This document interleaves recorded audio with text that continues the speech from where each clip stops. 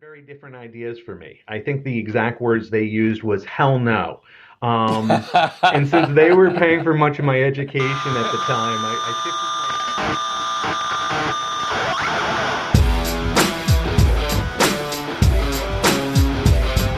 my... Hello and welcome to episode 123 of Rockstar CMO FM. The M is the marketing and the F is the well you decide. As you're probably wondering, does the world need another effing marketing podcast? I'm your host, Ian Truscott. I'm no rockstar, but I picked up a thing or two over the last 20 years on my tour from techie to CMO and trusted advisor, and each week I chat to the true rockstars, my fabulous guests and chums, and share with you some marketing street knowledge that I hope will inspire your inner rockstar. Come say hello. We are Rockstar CMO on Twitter and LinkedIn, and we are proud members of the Marketing Podcast Network. This episode was recorded on Friday the 15th of July, 2022. It's really heating up here. Thanks for joining us. Hope you've had a good week. You are well, safe, and staying as sane as you feel you need to be. On this week's episode, Cathy McKnight returns as Jeff continues his vacation. I chat with Genden, co-founder of growth marketing agency TrueVoice, and I wind down the week in the Rockstar CMO virtual bar with Robert Rose for a cocktail and a marketing thought. But first, we need to pay the bar tab. I'll be back in a moment. We'll be right back after this word. We'll be right back After this word. You may know you're listening to this show along the Marketing Podcast Network, but did you know there are other great shows on MPN to help your business? Christy Heiler hosts a fantastic podcast called Own It. Christy, tell us more about the show. Own It is all about celebrating women and non-binary advertising agency owners. We talk about buying out of the boys' club of advertising because less than 1% of ad agencies are owned by women. And where can people subscribe? You can find the podcast at untilyouownit.com. We're also on the Marketing Podcast Network at marketingpodcast.net. And of course, you can subscribe wherever you get your podcasts. You heard her. Go subscribe.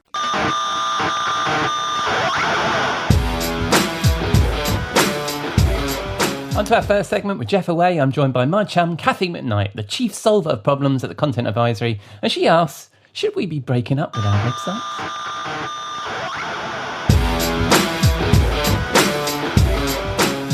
Welcome back, Cathy, to Rockstar CMO FM. How are you? I'm well, thank you. It's jolly nice to have you back, replacing Jeff for the second week in a row, which is fabulous. Thank you very much. Oh, happy to be here. What we decided to do last week, if people didn't listen to the show, is you gave two great presentations at Content Tech, which was a few weeks ago now. One of those was 7 things to consider in building a bedrock for long-term digital success, which we covered last week, which if people didn't listen, I'd recommend they go back to that because that was excellent. And then this week, we're going to talk about breaking up with your website content, with your website. Let me try that again. Breaking up with your website, content modeling and governance for amazing customer experience. So aside from the fact that I can't read, It is a bit of a when I saw that this is what you were talking about, I love it. I mean, I'm a long time, as you know, 20 odd years in the web content management business. So when I see the words breaking up with your website, that's probably why I couldn't finish the rest of the sentence. It's like, look, what? So what do you mean by breaking up with your website, Cathy? Well, you were not alone. People they saw that and panicked. It was good. Actually, we had quite good attendance at the workshop, so that was nice. Yeah. So when we talk about breaking up with your website, I'm not suggesting for a minute that everybody just, turn off their website and, shut down their URLs and move on to social or other channels, so to speak. It's more about, how you push content out to the various channels, including the web. So it's shifting the thought pattern from I'm going to build a website, I'm going to build a web page, to what is the content that our audiences want from us. Let's build that content and then let's deliver that content in whatever way, shape, or form through whichever channel at whatever time is most appropriate and suitable for them, where we're meeting their needs. So it's no longer about, okay, let's get this web page up. Let's, have the information architecture, the about us, and here's what we do, and here's who we are. It's very much more organic, whether it's single page application, whether it's multi-page application, whatever it is. It's shifting our thinking from let's build a website to let's build great content. Right. Okay. So, I mean, that's quite a shift, isn't it, for a lot of organizations to start thinking about that? Because I've been through several, one or two web content projects and website redesigns. And what I've found, especially more recently, is it becomes like a lightning rod for the organization to get their content shit together, basically, right? Correct. So this is an extension of that, isn't it? Is that we then get our content shit together, but without thinking of it as a content, as a website project, right? Right. We have to think a little bit about the evolution of content. So, pre 1990s with the birth of digital and web, you had things like events and TV and telephone and display. It was radio. It was pretty simple and contained. So you almost had to think about, okay, here's the TV placement, here's a radio ad, here's a print ad.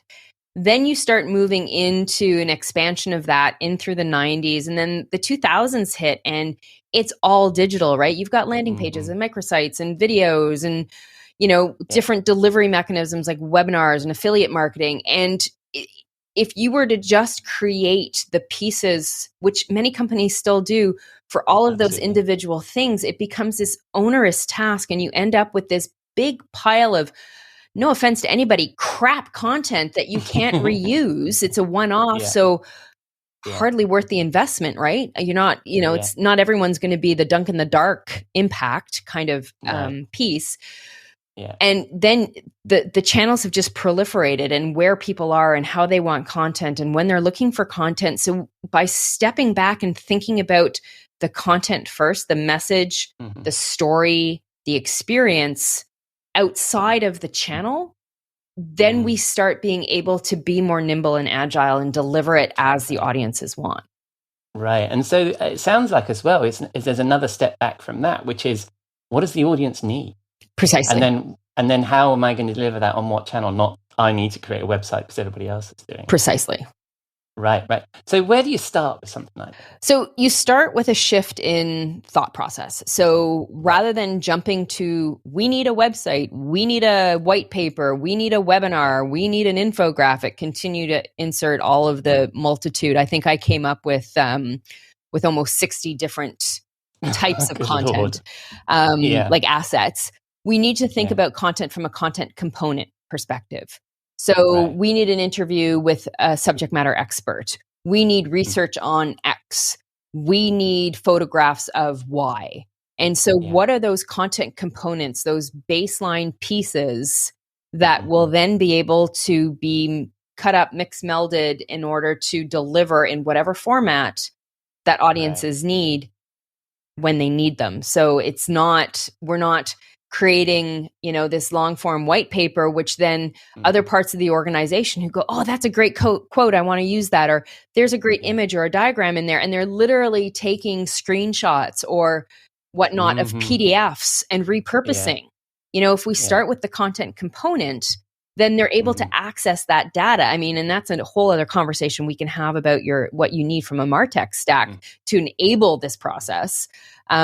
But really boiling it back down to the ABCs, the pieces that you're going to use to build everything else. Yeah. And I think it's a great point you make about PDF. I mean, people don't realize that a PDF is a channel. It's where your content gets locked in, and where is the source of that? How did we start with that? So this is like taking a kind of content.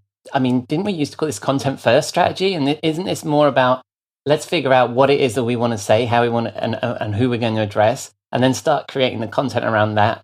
Is that what we're talking about? So where you mentioned there, we need a white paper, we need photographs, we need this, is we start with that. So no, you don't start with the end product. You start with the story. Right. So in the previous iterations of content first, that's what we did. We were still jumping to the asset. Right. Okay. And what I'm talking about is, think about writing a book or building a webinar or all of those things, all of the work that goes in prior to that. So the research that you do, the quotes that you gather, the images that you take, you snap up, the drawings that you make, those are all the content components that you need to create and build, almost like a bill of materials for the story you want to tell. And then you take those bill of materials and you can mix and match them like a recipe and, build what you need to build with all of those multitude of raw assets. Right. And so that's the content modeling part of that title we were just talking about, content modeling and governance. And from a content modeling perspective, is that dependent on the kind of organization I'm in? So if I'm a B2B CMO, let's imagine, am I looking at that from a product perspective? This is the package I need to launch a product, or this is the, what's that sort of content model of? It totally can be. So we look at it as a two-phase approach. So you have your content components, but also from an organizational standpoint, and you bring up a perfect example, is that if you're in an organization, let's say a product organization where you do new product releases, 5 times a year, 6 times a year, maybe across different regions or through different brands. And with each of those releases, there's maybe 3 tiers. There's a local product that's only going to be sold, let's say in Canada. There's another product that maybe is going to go out North American wide. And then there's another one that's going to be a global launch. So you have 3 levels of information and content you're going to need. So those become story packages where it's a rinse and repeat. We know for let's say tier 1 product, we're going to need 3 blog posts, 2 interviews, 14 photos, 20 social posts. Yeah. So that story package then gives you the baseline of, okay, to fill that package, we then need these content components. And exactly what to build. So it's exactly as I said, a bill of materials then becomes predetermined. And you can vacillate from there. It doesn't have to be cast in stone. Maybe you decide to do 2 blog posts and you really want to push on social, so you do 30 posts.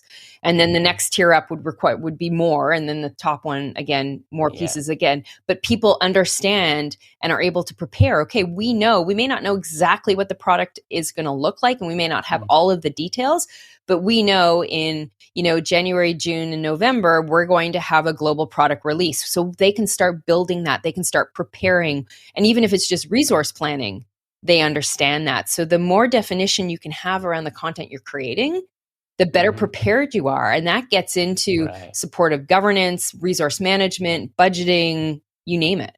Yeah. So also on that content modeling, I like this idea of story packages because it's easier, I think, to think about this stuff as a product launch. And I think as product companies, B2B specifically, we're really good about talking about our products and features and functions and all that kind of stuff.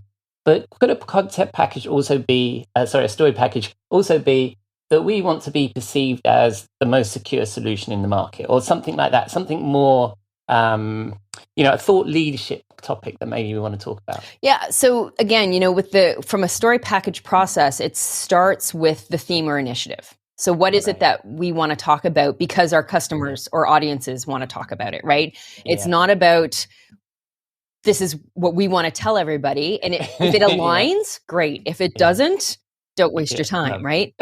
So you have your major theme or initiative, product launch, whatever it is. Then you have maybe subcategories of that. So one of the examples that I often use is sustainability. So your main theme could be sustainability, which a lot of organizations are talking about. And then, your sub-theme to that could be measuring impact or corporate social responsibility. So there's 2. Now, be able to deliver the story on that, you may have 2 or 3 story packages that talk to one or both of those. So that then defines the number of pieces of content you're going to need, final assets you're going to need. And understanding the packages, you then are able to service the sustainability. So those 3 story packages, we need this set of content components. So you're going to do, let's say, a subject matter expert interview, but you're not just interviewing them about measurable impact. You're also interviewing at the same time, gathering the points that you need for the corporate social responsibility, as well as the overall topic of sustainability. So you only have to talk to that person once, but you're now able to fulfill 3 buckets of story packages. And the same goes for like photo shoots and B-roll and audio and transcripts and research and all of those things. So if you think about it from a stacking block, you have one stacking block of theme. You might have a couple sub-themes on top of that. but then you get into the story packages and the components, and it's so much more efficient. Yeah, and it's great for the creative, isn't it? Because there's one brief. Like, okay, so I need this bunch of images. I need them to look a bit like this. They're going to cover 5 of my topics, but that's one photo shoot or one, one creative creating whatever they do in the magic they do in Photoshop and all that kind of stuff. And same for the writers, right? So from a blogging perspective, because we all know that the initial idea is the hardest. Yes. Knocking out another 4 blog posts about the same thing is probably quite easy because 2/3 of the time is research. That is a completely made up stat, by the way. I don't know how much is research, but it feels to me when I'm writing, I think it's about that. It works out about that way. So that's the content modeling part. And it sounds like we can apply that to a lot of what we do in terms of content marketing, taking products to market. Now, it wouldn't be Cathy without a reference to governance. So how important is governance in this process? So it's really important. So when you think about a governance process for this is, we have so many parts of the organization that contribute to content or should. Content really, and audience experience and engagement really is a cross-organization function. So Ian, you and I have been talking about breaking down silos for 20 years. I personally don't think the silos are going anywhere. People like their sandboxes. They like to understand the parameters in which they're responsible and whatnot. And I think those are good things. Roles and responsibilities and things like RACIs are really important. But when it comes to content engagement and planning, that's where we can pull together all the different parts of the org that could be impacted. So comms, marketing, R&D, creative, customer success team, sales, operations, all of those things, and pull them together from a governance perspective in a content planning committee or advisory board, where once a month, here's the content calendar, here's what we're working on. And so the different parts of the organization go, oh, you know what? We were thinking about talking about that this fall. Can you ask these 3 questions? Or we already have something on the go for that, which shouldn't happen because you want to have a centralized content calendar that captures all of that. But it's an opportunity to bring people together to contribute and get aligned and start telling the same story. There's so many times where we go in and, we'll take a look as part of our engagement to take a qualitative audit of people's content, organization's content. And we'll see that, this part of the organization is talking about sustainability, and this part of the organization is talking about, velocity. And this part of the organization is talking about something else. And then you go back 2 months and they're swapped. They're all talking about the same thing, but at different times and in different ways. And starting from scratch. Right? So that's a question that we ask, because it's like, okay, if you think about your content that you create, how much of it is net new? And it is, we have yet to have somebody come in at under like 95%, which is just mind-boggling. We had one client actually say to us, if one more person, it was an insurance company, if one more person asks me to write a piece on DUI, I'm going to lose my mind, because we have 47 of them already. And quite literally, there were 47 pieces. Like, come on, right? So stop the insanity. well, some of that, as a little sidebar, is, and I've mentioned this before on the show, is that we're obsessed with content youth, aren't we, as marketers, right? If it didn't get published 2 days ago, then it's obviously out of date, right? And I think that's fascinating. Yeah. Well, and you know what? This also, the other element of this is by breaking it down into the content component and not the asset, you're actually able to measure the impact, influence, and success of the content, not the asset, because you're able to do the metrics on the different pieces of the content that has made up the asset. Yeah. I also think, like, back to the content modeling thing, where you were talking about case studies and quotes, I don't understand how anybody can do a case study without knowing what it is that they want the customer not to say, but what it is important to them that they can get across that other customers are going to be interested in. If you don't have a script or a narrative or some idea about what's key to that, plus why that isn't being plugged into the other messaging that you're doing across the business and how that's not supporting that, that those kinds of things come out if you take this approach, right? Yes, absolutely. Yes. So we've gone back to content modeling. So back to the governance thing. So what do you include in governance? So obviously there's an approval process and all that kind of stuff. But what else do you put under the bucket of governance when you're taking this kind of approach? So I think looking at it from a process, right? So rethinking and following a content creation, for lack of a better word, process where there's ideation across the org, where it's not just me or you sitting at our desk going, okay, Google. Well, yeah. What are we gonna talk about tomorrow, right? What are we gonna talk about today? So the ideation, be able to test your ideas, pressure test and discover which of the potential topics, ideas really resonate and echo across the org. Sometimes it's not. Sometimes it's completely appropriate to be myopic in your focus, and it's a topic that a subset is going to be interested in. That is okay. There does not have to be consensus every single time, but you do need to be able to share that. So the ideation process and making that more of a collective as opposed to somebody go off in the corner and come up with something. In the planning, understand what it takes to get that information across.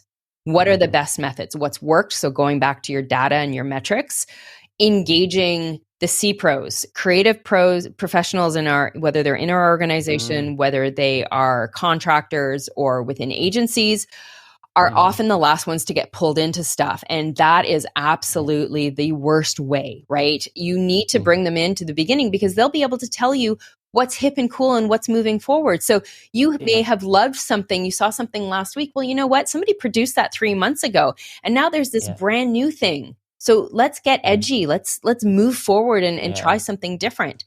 Metrics again, you may love that infographic, but you and your brother are the only two people who looked at it. And the only reason he looked at it is because you sent him the link, right? In creating the components, again, who is involved in that?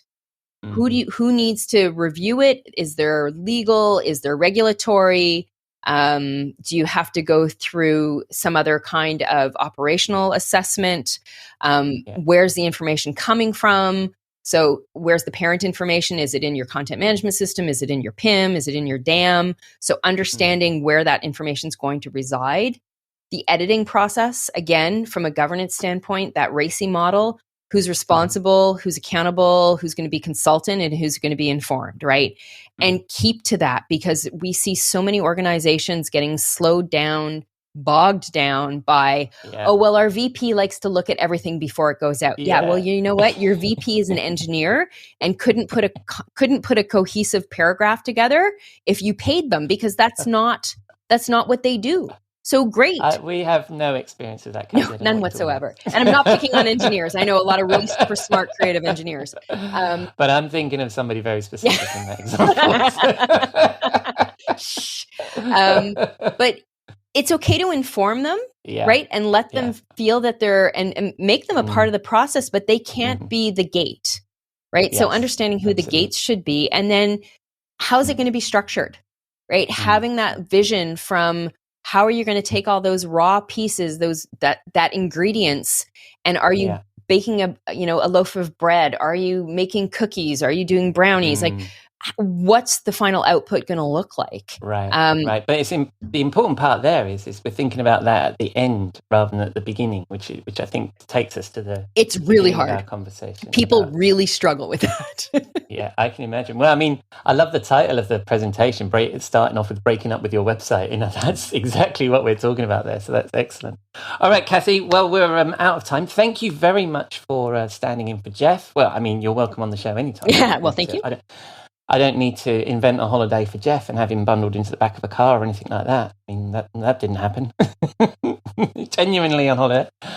So when people spin the dial on the interwebs, where are they going to find you, Cathy? I am on Twitter at Cathy with a C McKnight, all one word. LinkedIn, obviously, I'm the only one, so it's Cathy McKnight again.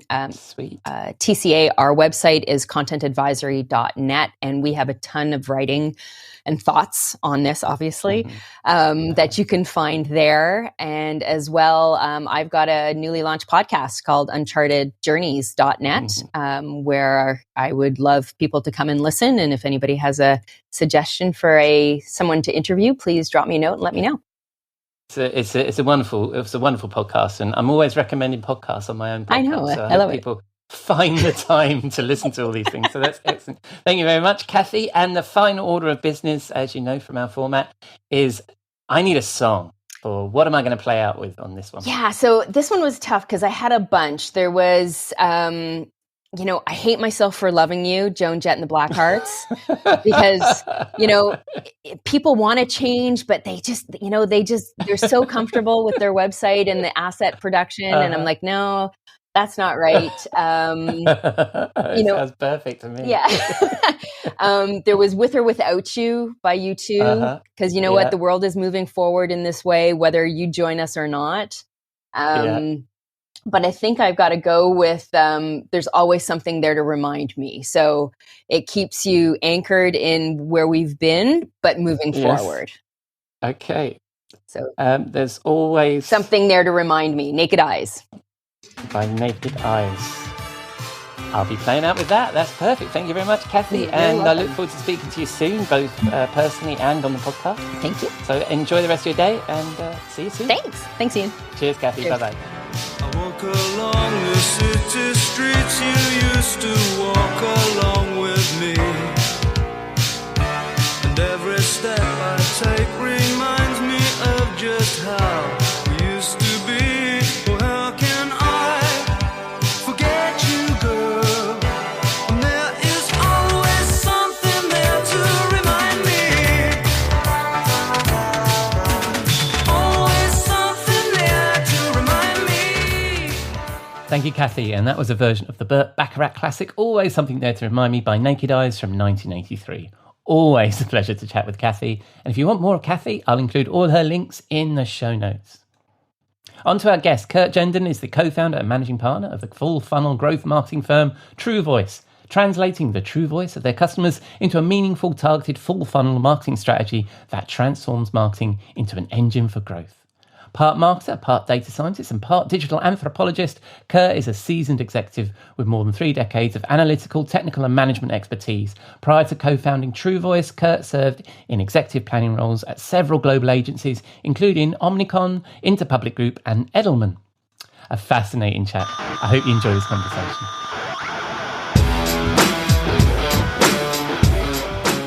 Welcome to Rockstar CMO FM. Kurt, how are you? Good. How are you doing today, Ian? I'm doing great. Nice to have you on the show. But for people that don't know you, Kurt, tell us a little bit about yourself. Sure. My name's Kurt Genden. I'm the co-founder and managing partner of TrueVoice Growth Marketing. In my role, I really work with C-level executives and marketing leaders to help them translate the true voice of their most important customers and stakeholders into meaningful, targeted, full funnel growth marketing strategy. And I'll tell you a little more about what that all means.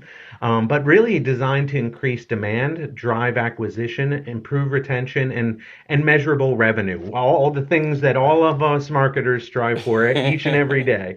From a personal perspective, I'm a husband and father. I'm an avid traveler. I'm a cultural anthropology geek. I'm a swimmer, and not to make any enemies of your UK listeners, but I'm also a Gunners fan. So we can talk about that in another episode, as I'm sure we can fill the full spot with my Arsenal perspectives. Well, I wish you'd told me that before I press record, because I'm a Chelsea fan. Oh, so. Well, I have a feeling that would probably be the case. Oh, that's great. So, and you're in a lovely part of the world as well that I know very well, having lived there. You're talking to us from Connecticut, which is wonderful. And I believe that we are both having a beautiful day today. Absolutely. By the way, two of the things we're obsessed with on this podcast is the weather and lists. And I know we're going to get to a list in a minute with you. So tell us a bit about TrueVoice. What kind of organizations do you normally work with? Well, we're actually, we are really designed to help highly regulated industries, including financial services, healthcare, insurance.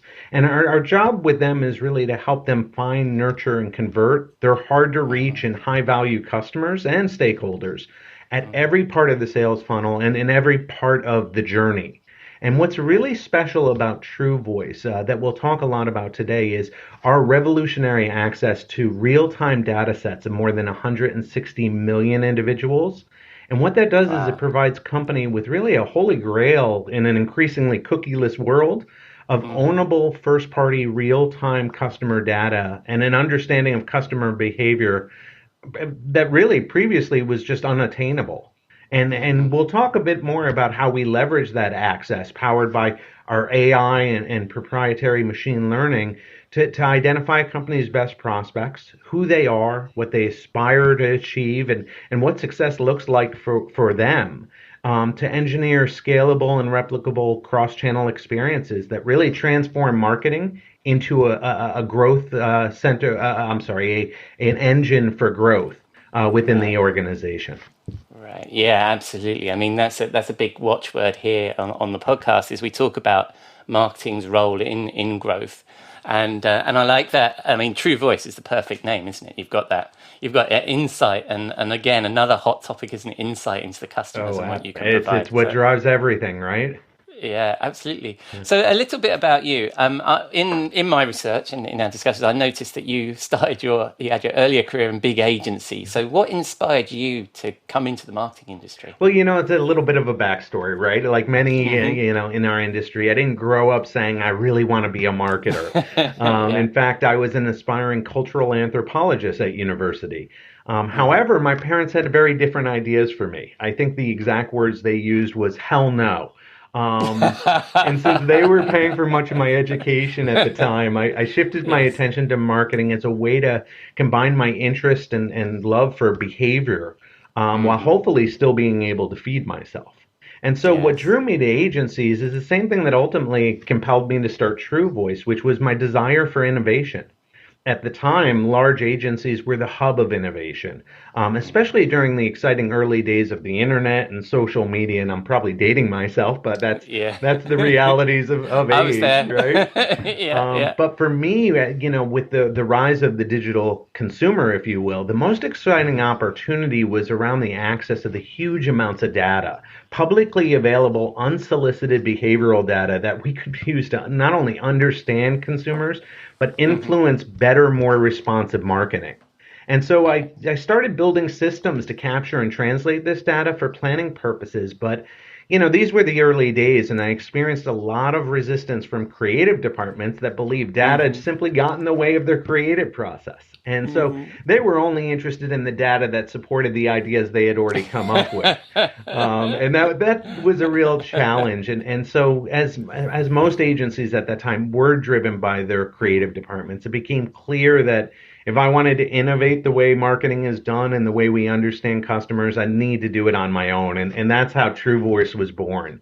Now agencies have come a long way, and they certainly understand the importance of data now. But it was a Yeah. very interesting time, but it provided really a 360 view on the importance of customer and all the marketing arrows in our quiver, if you will. Yeah. Yeah. So how long ago did you start True Voice? True Voice is 15 years old, so we were Wow. way ahead Cool. of our Yeah. time. Yeah. To be Yeah. honest, probably Yeah. probably a bit too much, but it's all intersected now, where everything we've been doing for 15 years is on the top Hmm. of everyone's thoughts. Yeah, it's an absolutely fascinating topic. I love it. And it's funny when you were saying about how creatives like data when it supports their point of view. I once heard an expression, I don't know where it comes from, but I heard it on Prof G's podcast, Hmm. Professor Galloway's podcast. And he said that some people use insight like a drunk uses a lamppost for support rather than illumination. That's right. That just sticks with me. Whenever I hear somebody make a similar point to you, I'm like, and I always give the attribution that it's from Prof G, but I don't know where it's really from. We always talk But about it as program-based evidence versus evidence-based programming, right? yes, And yes, that's yeah, that's a yeah, big difference in just a few yeah. words. Yeah, yeah. And just earlier, you mentioned the term full funnel marketing, and I've obviously read that doing my research and looking at what you guys do. And at this point, I have to make a joke that we all love a full funnel, right? But I know that's not what you mean. Tell us what you mean by full funnel marketing. Of course, simply put, full funnel marketing means creating scalable demand and nurturing models that can effectively transform marketing into an engine of growth. And what that Right. means is, by providing untapped access to customers and prospects at every single stage of the sales funnel and every part of the customer journey, we're enabling rapid transformation of data into precise messaging and content that fills the sales pipeline and accelerates lead to revenue conversion.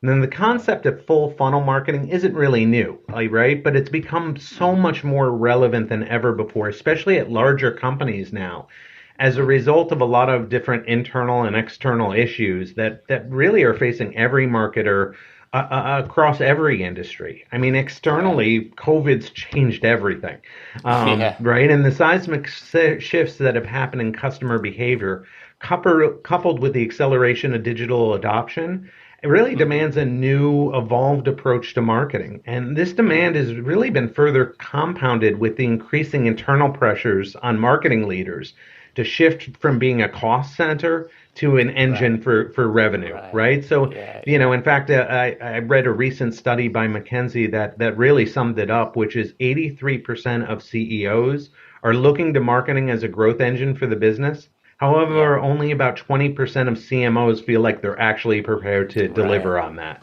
Yeah. And I think that's been the challenge, hasn't it, for the CMO role, and why you're seeing the growth of chief growth officers and CROs picking up marketing, because, we're not perceived as being that part of the growth engine, right? We're the rainbows and crayons and colour in department, right? And I mean, I have a similar ethos, because I always think that marketing needs to create art, awareness, revenue, and trust, right? Yeah. And the most important one of those is revenue, but if I change the acronym, that would be RAT. That's right. Nobody wants to create RAT, right? So I was talking about that. And also, I understand that the way that you approach this, if you've got these 5 pillars of growth marketing success, and as I mentioned at the beginning, we love a list here on Rockstar CMO. So what's your 5 pillars for growth? Absolutely. They're honestly, in a lot of ways, they're common sense, but how you go about it is quite difficult. Right? The first is steeped in audience and owning your audience. And the reason being is we believe growth requires customer centricity, and real customer centricity requires a deep connected view of the customer, supported by real-time integrated insights. So what do I mean by this? Well, I'll give you just a somewhat simplified example, but I think it's effective as a way to communicate. So if I take a customer persona, if you will, male, 74 years old, married twice, raised in the UK, a high net worth individual, even lives in a castle, right? That is great information to target. However, I've just described both Prince Charles and Ozzy Osbourne, who both fit those. So I can guarantee you that they don't share the same desires, the needs, or the behaviors. No. And this is why personas must evolve, and marketers must strive to better understand customers on a behavioral level. And that's really, again, so important by starting to layer in the billions of points of live behavioral metadata that are available to marketers, along with what they already know. We're able to empower unified real-time views of behavior at every stage of an evolving customer journey. And this is the core of funnel management and really the catalyst for growth. Yeah, absolutely. And I think all this demographic, a lot of this stuff is bullshit, isn't it? Millennials behave in a certain way, or somebody over a certain age behaves a certain way. It's, as you say, it's their behavior and values that's actually going to make up that persona much better, or their needs, isn't it, than that? So your first is know your audience, which is excellent. And I love the way that you've already said this is common sense, right? But you're absolutely right. I mean, so many personas are just created on a whiteboard in a conference room at a hotel, right? Rather than tested against the data. So what's your second one? The second one is around aligning your operating models. And marketers are experiencing change all around them. But a lot of them remain really hesitant to restructure their operating models to meet the challenges of the digital marketplace. And this is most obvious with the continued silos that exist even today between sales and marketing. And while the answer isn't a simple one, it's unique to every organization, marketers have to anchor the change discussion in that customer journey and putting the customer at the center. It's an audience first framework that not only validates internal assumptions, but it also helps to build enterprise wide consensus around the targeted customers and their journeys. And with consensus and a shared objective of growth, it becomes much easier for organizations to frame the alignment discussion around a common set of outcomes that marketing and sales wants to achieve along the funnel cycle. So for most organizations, this means reimagining the marketing and sales funnel as a revenue cycle. And the cycle integrates marketing and sales initiatives throughout the entire process. Ultimately, strong sales and marketing alignment needs to leverage that long-term vision and data-focused methods of marketers to support their short-term quotas as well as the business problem-solving approaches of their salespeople. Yeah, I like that. I had a guest on the show that once talked about the way that marketing are looking to the future and the sales guys are looking to the present. Right? Is that that's the way that we need to work together. And I'm also increasingly hearing about how these operating models and metrics and stuff need to align with sales and with your customers. I mean, this is like one of those things that everybody talks about. But are you still seeing that gap then? We are, and it exists in different ways and different varieties. But at the end of the day, the customer doesn't care what your silos look like. Their journey walks right through marketing to sales to ultimately customer service and retention. And they don't care what everyone's different objectives are. And that's why when we unify those objectives around growth and the customer, now everyone has the same North Star, right? And it changes the way we look at it, and it's creating very collaborative environments that really have people focused on working together rather than on short-term goals. Yeah, and so that leads. I mean, I already know what your 5 are, but that leads to your third one, doesn't it? Which is perfect. So your third one is what? It's measuring across that funnel, just as we were saying. Is marketing and sales campaigns today are spread across so many different channels. It creates a really fragmented modern customer journey that's anything but straightforward. So a potential customer may view a Facebook post and then watch a LinkedIn video, click a Google ad, or sign up for a newsletter, an offer, or even scroll through thought leadership content. But that all happens before they actually even become a qualified prospect. And that's just one example of hundreds and thousands of different journeys that are taking place every day. So in a multi-touch full funnel attribution model, each touch point across that sales cycle gets assigned an equal value, giving marketers a holistic, high-level look at the performance of their digital marketing mix. And it's a complex undertaking, but it's one that's achievable and provides an entire organization with an end-to-end visibility of the sales pipeline so that they can accelerate and close deals faster and with less investment than previously possible. And at TrueVoice, we've seen this approach create billions of dollars in value for our clients. Right. And I think I could probably have you on the show just to discuss this point. I think it's so important, isn't it? That measurement across the funnel, and don't get us started on it on attribution, right? I mean, we're all obsessed with attribution, and so many people are working from first touch or last touch, and then they make a decision about their marketing strategy based on that, and they find they're losing out across the board, aren't they? Because it's everything works rather than one thing sometimes. That's right.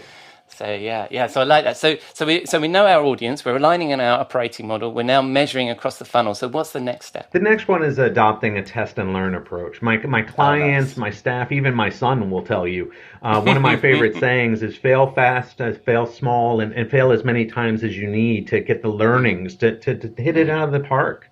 And no one has all the answers, but there's one thing we do know for sure is that the best performance in growth marketing comes from innovation.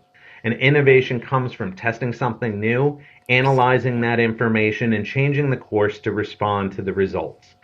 So today, amidst the increasing uncertainty, modern marketers must really approach their test and learn philosophy more broadly and take it beyond conventional testing of just campaign creative and messaging. They must really begin to rethink operating norms and operating models to pivot to become these growth engines that we talk about, and view test and learn approach as a way to build organizational muscle memory to truly build a full funnel growth marketing capability. Right, right. And so this is agility within the organization. I mean that with a small a rather than agile, but we talk about agile a lot. Yep. And has that been because that's a cultural shift sometimes with some organizations, isn't it? They're doing the things they've always done because they've always kind of got some success from them. So do you find that part of it more challenging, that sort of cultural and process change? Oh, yes, absolutely. I mean, so Yeah. much of what we do, and it's actually our fifth point, is around change management because Yeah. no one ever got fired for performing with the safe tactics, right? Yes. Yeah. But now if we're not innovating, if we're not moving forward, we're dying on the vine. And so much of what we do has a change management component to it to help people understand and recognize that even though they may not be in crisis today, that if we're not changing and adapting the way we work, that tomorrow is going to be a very tough situation for most of us. Yeah, yeah. And so we know our audience, and I always like to recap, know our audience, we align our operating model, we measure across the funnel, we adopt this test and learn approach, and we have to then manage change within the organizations. Out of those five, where do you think is the biggest gap when you're talking to your clients? What's the biggest challenge do you think they face? That's a really interesting question. I mean, different organizations are different. Yeah, I could point to owning your audience because everyone thinks they know their audience. And it's amazing that the jaws that drop around the table when we show them what we know about their audience and what that looks like. But I think, if I was to think about it, each one has their own struggles, but there is something in the change management and helping companies change the way they think and being able, all of it ties into that, right? As we're talking about change. So a test and learn approach really helps to build business cases as to why change matters and what it can do for the organization. Knowing the customers and seeing how that works requires a change of the way everyone thinks. And measurement, again, is just a way to underscore and prove that to perpetuate change. So I root it all in change because if we're going to shift and help CMOs really become a growth center, change is critical. Changing not only the way they work, but the way they think and the way the organization thinks about marketing. Yeah, no, I love that. I love those five, and it's been full funnel marketing, the whole thing. It's been a great conversation so far. I'm going to get to our final question because I've just seen the time. We have a regular feature from the Rockstar CMO called the Rockstar CMO Swimming Pool, our portal to marketing hell for the overhyped trends, BS, and snake hole from this marketing industry we love. What would you like me to chuck into our swimming pool? So many things, but I will try to keep it to one. I think, and it's probably more here in the U.S. than you're seeing, obviously in Europe, but this discussion around the death of the third-party cookie. To me is just so overhyped. I mean, despite all the hype, and there has been so much here in the U.S., the impact to marketers simply is just not as significant as the industry and the media are making it. Google's announcement, complete with the dates of the shifting that have since shifted those dates and will probably continue to, has created a sense of urgency. But the fact is, Chrome's not the first browser to depreciate third-party cookies, right? And the reality is that with the third-party cookies going away and the loss of identifiers that marketers used, it's actually an opportunity for marketers to throw out the old playbook and start redefining what audience understanding, targeting, and measurement look like in a privacy-first world. And so this is so much of what we deal with is there is many different forms of data. And the fact is by reconfiguring your data practices for the future, marketers have a great opportunity to not only continue to deliver on audience targeting needs, but also help their clients, substantially maintain audience data strategies and deliver personalization. So ultimately, we hear so much about it, and everyone's been prepping for it. But the fact is, it's long overdue, and privacy concerns aren't going away. We need to innovate. Yeah, no, I love it. I love that. I love that nomination for the pool, I think we'll definitely be throwing that in. and also, I mean, we're completely out of time, but I think there's a nuanced conversation to be had about cookies as well. I mean, my dad will refuse all cookies, and I'm saying, well, sometimes they're good, and sometimes there isn't. There's this hysteria about cookies right now. I don't think it's helping. Well, it's an education problem, right? Is most people would, for a better experience, give some information, but it's never been approached that way, and because of that. Now it's just considered all bad, and that's a shame for marketers, because I think there is a give and take there that is possible, but I think that opportunity may be somewhat missed. Yeah, I definitely need to have you back on the show and talk about any of these points. That's right, or Arsenal for that matter, in Chelsea. Maybe not. All right, so if folks want to spin the dial on the interwebs, where are they going to find you? Sure, you can find us at TrueVoiceGrowth.com, or and through there you can certainly reach out to any of us with any questions or to learn more about the company. Excellent. I'll include all your links in the show notes, Kurt. It's been an absolute pleasure. I look forward to speaking to you again. I as well. Thanks for having me today. Thank you, Kurt. So much to unpack there. I will definitely have Kurt back on the show and dive into some of those topics. And I will, of course, include all his links in the show notes, which you can find at rockstarcmo.com. Right, it's Friday evening, and where better to kick off my weekend than the Rockstar CMO virtual bar and join my friend and content marketing guru Robert Rose, chief troublemaker at the Content Advisory, for a cocktail and a marketing thought.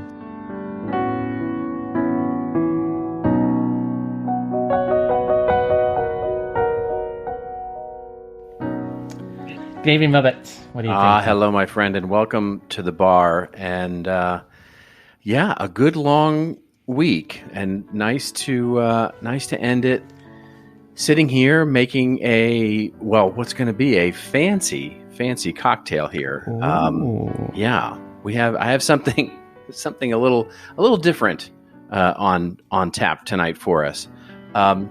So I have been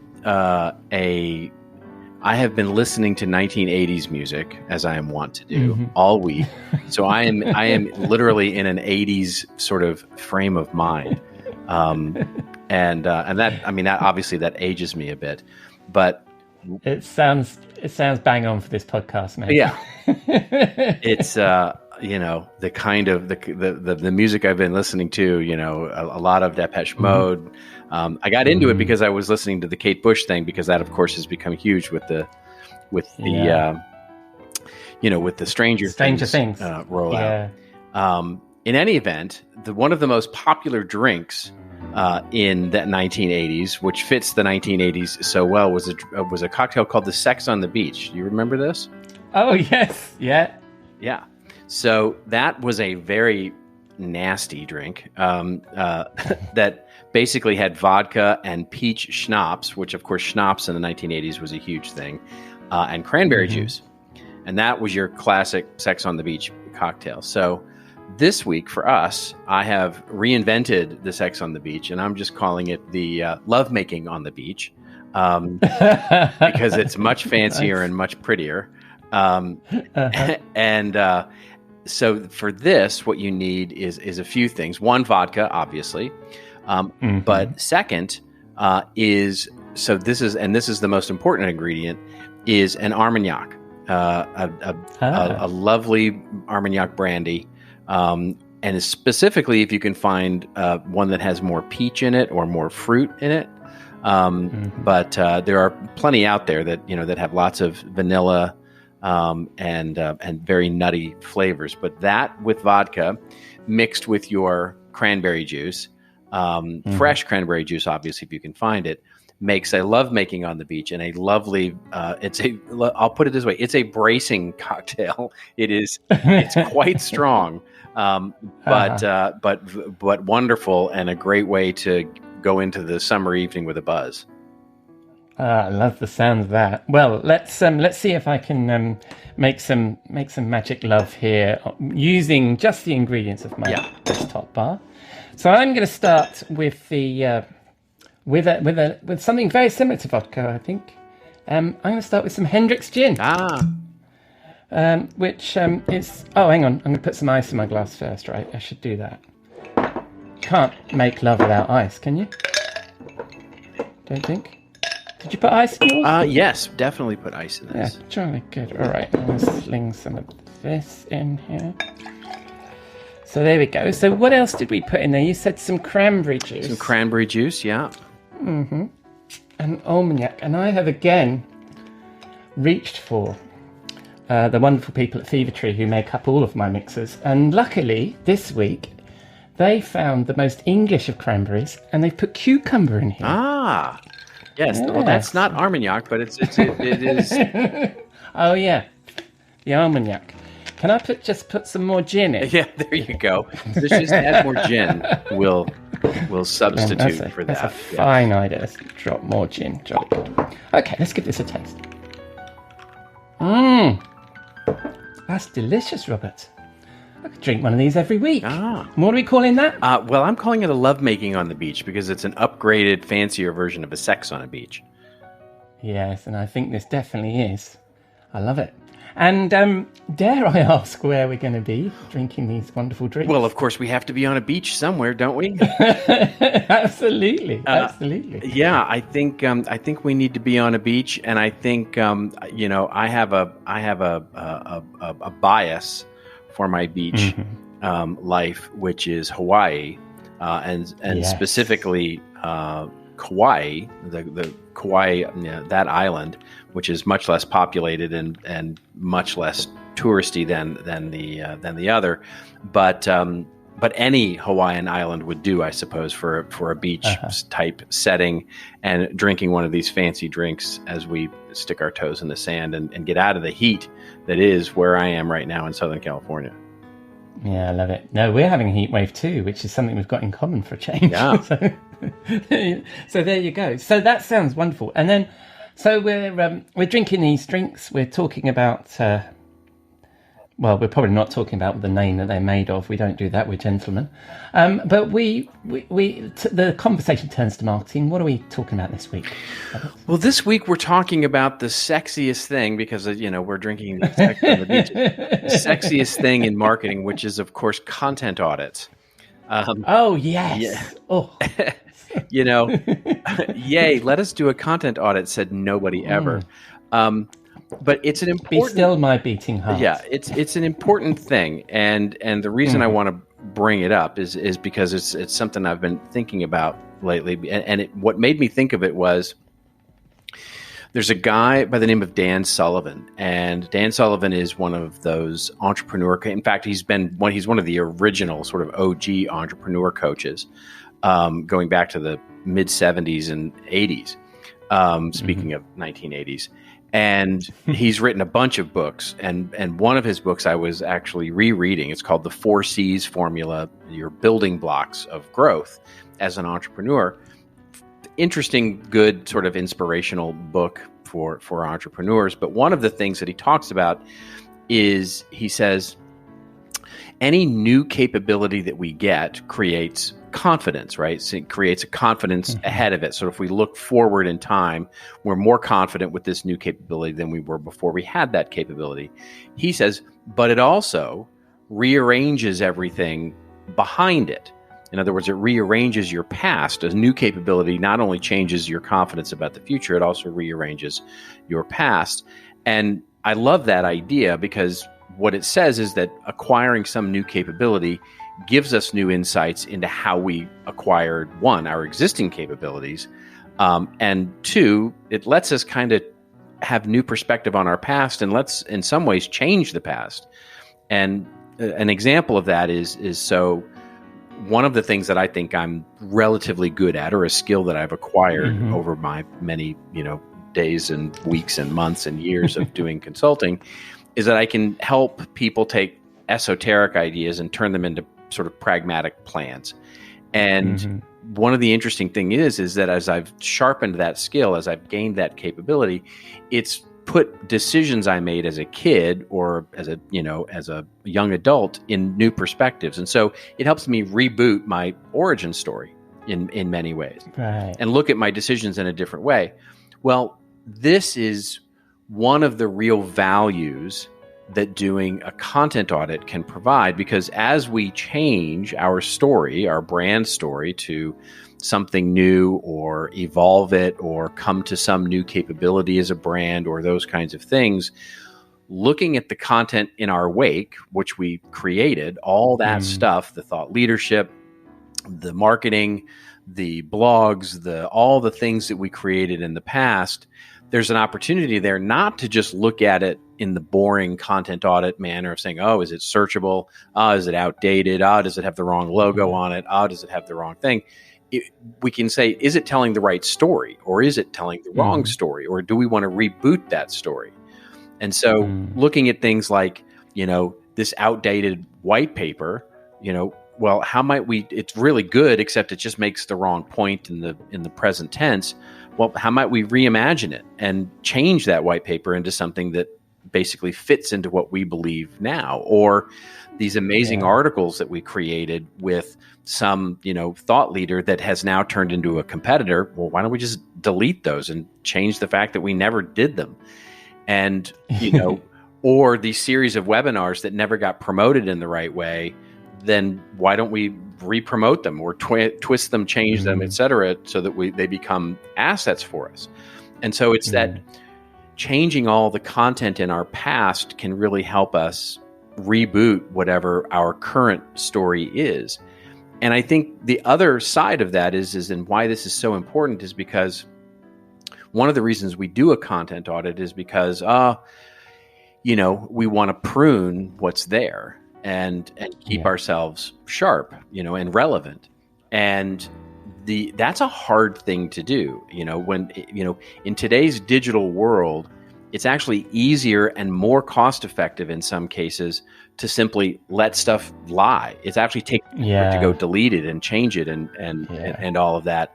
But it's a really important thing to do, because a bloated, a website that is too bloated with, tens of thousands of assets that don't really sharply tell our story is worse than actually spending the time to actually, go just chop off that long tail and give ourselves a much cleaner, a much cleaner message. And so that's what I've been thinking about. And I just love that idea that it helps you change your past as you sort of get more confident about the future.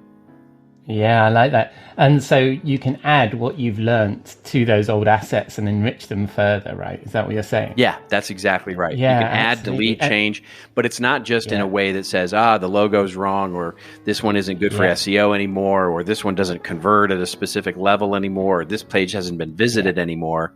It's adding a new lens to your content audit to say, is it telling the story that we wanted to tell? And could we do something to this content to make it tell the story we want to tell? Yeah, I like that. And plus, I think you were making the point the other week that sometimes we sort of get into a rut and we narrow what we're doing. Whereas when you look back at some of that old content, you see some of your old ideas and think, actually, that's got some relevance today with a little bit of a tweak and an update. And that can help you, can't it, in redefining what you're talking about today? It absolutely can, right? I mean, being able to repurpose those things into something new, or to just change them and leave the date the same, right? Yeah. Change them and leave them where they are, but change them in a way that more closely aligns with the story we're telling today, makes them still keeps them as evergreen assets that were produced 3, 4, 5 years ago, but also, we don't have to have this slavish loyalty to the things that we published 4 years ago, because it doesn't, we don't, in other words, the cool thing about the web and all this content that we create digitally is that we don't have to issue a new edition of the book. We can go back and edit the old edition of the book. Yeah, absolutely. And Google really kind of latches on, doesn't it, to content sometimes. You do a search and you find an article from 2017 that appears in the second line of the updates. It once it likes something, it seems to keep it on the front page of the search results, right? And so it's up to you to make sure that's up to date, isn't it? That's right. Yeah, it's Google does like that, right? Google likes the idea of updated content. Andy Crestodina, who is at Orbit Media and talks a lot about this, talks a lot about one of the main arms of his search strategy is to go in and find those articles that Google really likes that may or may not be telling the story we want to tell, and updating those, and that creates its own implications, right, about how you're creating URLs and how you date articles and how you treat those things, so that you don't, so that you append the article, you don't necessarily replace the article. And there's a whole methodology to doing that, but it's the major point is that it's worth doing frequently, so that you sort of, keep your wake as short as you possibly want it to be. No, I love it. And as you were chatting, then I was just I think it was yesterday or the day before, I was on one of the major analyst firms that isn't Forrester, and searching for digital asset management, a broad term, I know, but the results I was getting back were from like 2012, 2017. It was exactly to your point you were making, I think, a couple of weeks ago, that I was being exposed to all this old, outdated crap that I had to wade through in order to get to their most recent thoughts, because their search engine was just serving up what was most relevant, not was most relevant today, right? So I think this idea of pruning content is absolutely on. We should absolutely be doing that. Absolutely. Yeah. Yes. And how do you encourage your clients to go do that? Just by sheer force of will? Well, yeah, it's a tough thing because it's still not very sexy, right? It's still not the kind of thing that people really want to do. It's a project that people want to do as few times as they possibly can. But I encourage them that the idea of finding gold, basically, is, can be a very lucrative thing in terms of, because we're all starved for new ideas about what we want to write about, and et cetera, et cetera. And there's, looking at your content audit as a lens to say, hey, there's a lot of stuff that we've talked about even years ago that would be relevant today if just through a new lens. And so, yes, do the plumbing bits of content auditing and the, all the things you need to do to keep your generally your nest clean.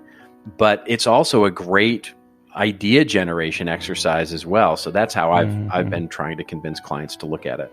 Yeah, no, I love it. And a little bit easier over these sexy cocktails, I think. Well, indeed, there is that. Yeah, that does put a as they might say, a tint to the glasses. So when you're auditing your content and curating it and making sure only the best stuff appears, where do you do that, Robert? I do that on our little website called contentadvisory.net. Splendid. And when people spin the dial on the interwebs and they look for you, where are they going to find you? They'll find me on all the usual suspects, Twitter and LinkedIn primarily. I'm Robert_Rose on Twitter, and LinkedIn, you just do a search, you'll find me. Splendid. And more importantly, will I find you in the bar next You will indeed. That's splendid. Thank you very much, mate. Absolutely. I'll see you then. Yes. Cheers.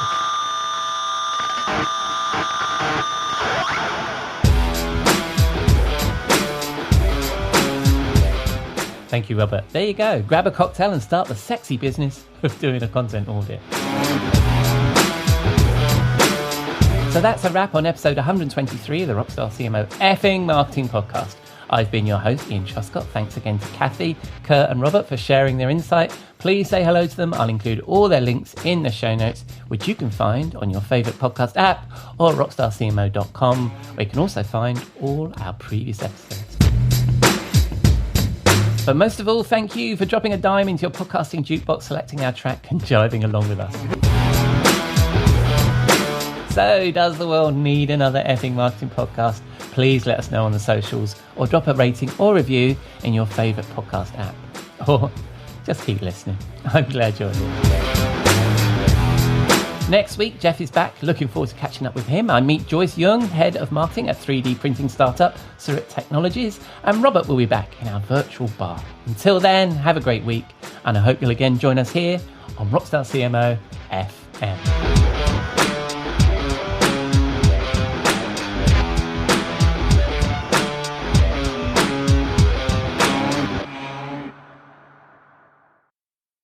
This podcast is heard along the Marketing Podcast Network. For more great marketing podcasts, visit marketingpodcasts.net.